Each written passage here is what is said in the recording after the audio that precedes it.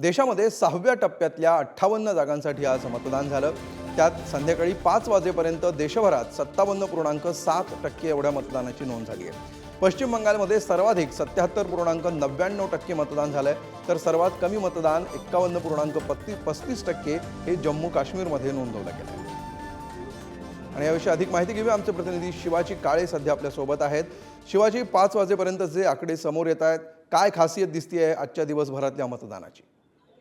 आता 6 वाजायला आलेत आणि राजधानी दिल्लीमध्ये जे 7 जागांसाठी मतदान सुरू होतं ते थांबवण्यात आलेलं आहे। मी एका मतदान केंद्राबाहेर आहे आणि या ठिकाणी जे अधिकारी आहेत ते येऊन या ठिकाणी थांबलेले आहेत। अजूनही काही लोक जे आहेत आज जाऊन मतदानाचा हक्क जो आहे तो बजावताना आपल्याला पाहायला मिळत आहे।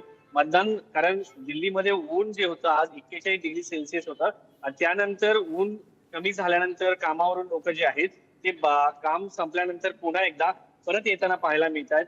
हे राजधानी दिल्लीतील लक्ष्मीनगर भागातील हे मतदान केंद्र आहे आणि अजूनही लोक जे आहेत ते मतदान केंद्रावरती मतदान बजावताना पाहायला मिळत आहेत। ही जी समोरची रेषा आहे याच्यामध्ये जे लोक 6 वाजेपर्यंत आत गेलेले असतील त्यांना मतदानाचा हक्क जो आहे तो बजावता येणार आहे, तरी लोक धावत पळत येऊन मतदानाचा हक्क जो आहे तो बजावताना पाहायला मिळत आहेत। लोक आता मतदान करून बाहेर येताना आपल्याला पाहायला मिळत आहे। राजधानी दिल्लीतील 7 जागांचा जर आपण विचार केला तर सरासरी सर्वच जागांवरती 55% आसपास मतदान झालेलं आहे। मात्र सर्वाधिक मतदान जे झालेलं आहे ते मतदान म्हणजे उत्तर पूर्व दिल्ली मतदारसंघ मनोज तिवारी विरुद्ध कन्हैया कुमार ही जी जागा आहे या जागेवरती झाल्याचं आपल्याला पाहायला मिळतं।